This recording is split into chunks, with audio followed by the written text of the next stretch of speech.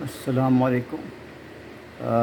پاکستان منزل ب منزل فیاض مدثر مبین کے ساتھ آپ کے سامنے 14واں ایپیسوڈ پیش کیا جا رہا ہے۔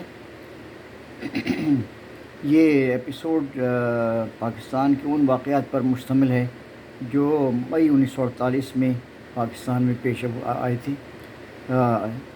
آپ کے سامنے فیاض مدثر مبین اس ایپیسوڈ کو پیش کریں گے جو پاکستانی امور اور تاریخی پاکستان کے ایک اعلیٰ ایکسپرٹ ہیں۔ اس کے علاوہ آپ میکینیکل انجینئر ہیں بائی پروفیشن اور ڈیسیلیشن ایکسپرٹ ہیں، اور ان کا ایک خاص مقام ہے ڈیسیلیشن کمیونٹی میں۔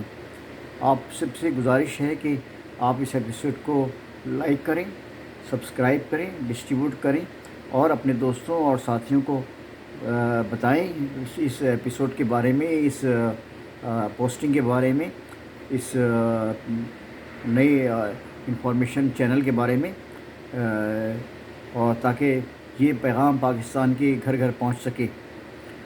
مئی 1948 کے جو واقعات میں جو سب سے اہم واقعہ ہے وہ پاکستان اور سعودی عرب کے سفارتی تعلقات کا قیام ہے۔ پاکستانی اور سعودی عرب کے سفارتی تعلقات اسٹیبلش ہوئے ہیں۔ یہ تعلقات 25 مئی 1948 کو قائم ہوئے تھے، اور اس میں اس وقت سید عبدالحمید خطیب پاکستان میں سعودی عرب کے پہلے سفیر مقرر ہوئے، اور پاکستان کی طرف سے حاجی عبدالستار اسحاق سیٹھ پاکستان کے سفیر سعودی عرب میں مقرر ہوئے، جو کہ مصر میں بھی پاکستان کے سفیر تھے۔ پاکستان اور سعودی عرب برادر ملک ہیں، اور دونوں کے تعلقات مثالی ہیں، اور پاکستان نے بھی ہمیشہ سعودی عرب کی مدد کی ہے، اور اسی طرح وائس ورثہ سعودی عرب نے بھی پاکستان کی ہر موقع پہ مالی، اخلاقی، تجارتی طریقے سے ہر لحاظ سے مدد کی ہے، اور اہل پاکستان کے عوام اور پاکستان کی حکومت سعودی عرب کے لیے مشکور ہے، اور ان کا احسان مانتی ہے کہ انہوں نے پاکستان کے ہر مشکل وقت میں مدد کی ہے۔ اور میں امید کرتا ہوں کہ انشاءاللہ تعالی مستقبل میں بھی سعودی عرب پاکستان کی اسی طرح مدد کرتا رہے گا۔ ہمارے دلوں میں سعودی عرب کے حکمرانوں کے بارے میں، عوام کے بارے میں اور لوگوں کے بارے میں اور ان کی ایڈمنسٹریشن کے بارے میں بہت احترام اور عزت ہے۔ اللہ تعالیٰ سے دعا ہے کہ یہ تعلقات جو ہے دن دنی اور رات چوگنی ترقی کریں۔ مئی 1948 میں ایک مشہور واقعہ یہ ہے کہ سلامتی کونسل میں پاکستان نے اپنی تقریر میں بھارت کے خلاف مندرجہ ذیل الزامات لگائے۔ اس میں سے پہلا الزام یہ تھا کہ جوناگڑھ، مانگرول اور ماناوزر ریاستوں پر ہندوستان نے یا بھارت نے یا انڈیا نے ناجائز طور پر قبضہ کر لیا تھا، جبکہ جوناگڑھ، مانگرول اور ماناوزر ریاستوں کے حکمرانوں نے، امیروں نے، نوابوں نے پاکستان کی حمایت کی، اور پاکستان کا جو لیٹر آف ایسیشن تھا، الحاق کا اعلان کیا، اور الحاق کی جو دستاویز پہ دستخط کر دیے۔ نمبر 2، یہ پاکستان کا فوجی سامان روک لیا۔ ہندوستان نے 47 کے بعد پاکستان کا جو سامان جو پاکستان کو ملنا چاہیے تھا وہ انہوں نے نہیں دیا، اور انہوں نے سامان روک لیا۔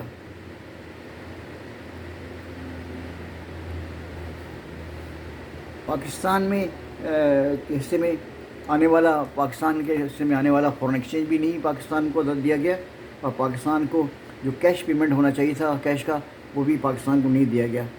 بھارت میں مسلم اقلیت پہ پاکستان نے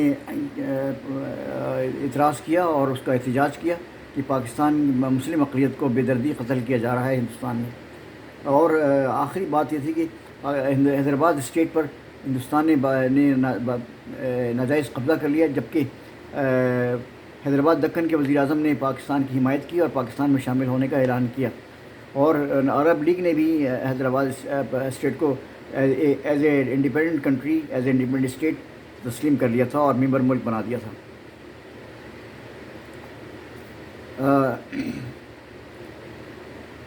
پہلی مئی کو جو باقی واقعات ہوئے ان میں سے سب سے اہم واقعات یہ ہیں۔ پہلی مئی کو پاکستان اور روس نے سفارتی تعلقات قائم کیے۔ 2 مئی کو پاکستان میں کی جو پہلی اسلحہ ساز فیکٹری تھی اس کی تعمیر کا آغاز ہوا. یہ تعمیر کا آغاز کا جو فنکشن تھا، جو تقریب تھی، اس میں اس کو قائد ملت لیاقت علی خان نے سپروائز کیا تھا اور سپر ہیٹ کیا تھا. 8 مئی کو پاکستان میں افغانستان کے سفیر مارشل ولی خان نے اپنی اسناد سفارت قائزہ محمد جناح کو پیش کیے. قائزہ محمد جناح نے اس موقع پر پاکستان اور افغانستان کے تاریخی تعلقات کی طرف اشارہ کیا اور امید ظاہر کی کہ پاکستان اور افغانستان برادرانہ ملک کی حیثیت سے ایک دوسرے کی مدد کرتے رہیں گے.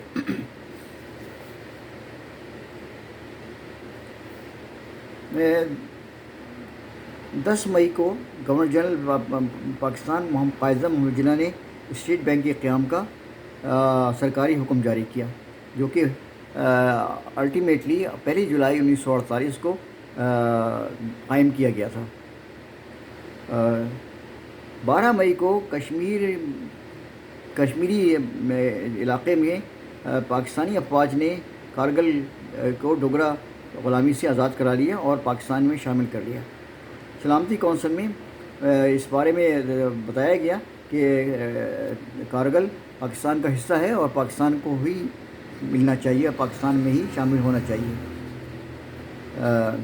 ایک اور اہم واقعہ 22 مئی کو ہوا، جب دستور ساز اسمبلی کا اجلاس 17 مئی کو منعقد ہوا، جس میں 33 ارکان شامل تھے اور مشرقی پاکستان کی طرف سے جو مشہور ڈپلومیٹ تھے، جو مشہور سیاستدان تھے، مولوی سمیع الدین مرحوم، انہوں نے اس اجلاس کی صدارت کی تھی.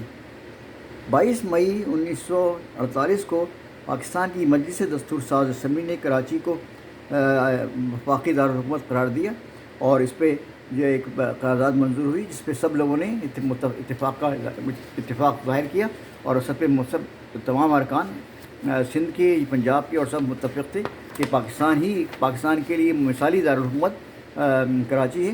قائزہ محمد جناح نے اس موقع پر کہا کہ کراچی پاکستان کا دل ہے اور جب تک کراچی پاکستان کا دارالخلافہ رہے گا، پاکستان کو کوئی نقصان نہیں پہنچا سکتا، اور اس لیے کراچی سے دارالحکومت منتقل نہیں کرنا چاہیے پاکستان کو، اور یہ پاکستان کا مستقل دارالخلافہ، دارالحکومت اور صدر مقام ہونا چاہیے. 3 مئی 1948 کو سندھ کی نئی کابینہ نے حلف اٹھا لیا. اس کابینہ میں میرا بخش کے علاوہ میر غلام علی تالپور اور میرا محمد شاہ اور محمد اعظم شامل تھے. 18 مئی 1948 کو جلو کے قریب پاکستان کی پہلی نہر کی کھدائی کا کام شروع ہوا. یہ نہر 27 میل لمبی تھی اور 54 فٹ چوڑی اور 6.5 فٹ گہری تھی.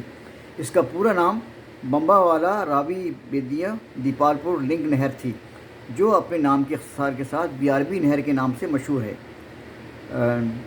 نہر کی تعمیر کا کام شروع ہوا اور 1951 میں یہ تعمیر کام مکمل ہو گیا. یہ نہر دریائے چناب سے نکالی گئی تھی اور اس کی بیشتر حصہ جو ہے وہ اریگیشن واٹر استعمال کو ڈسٹریبیوٹ کرنے کے لیے کام آتا تھا.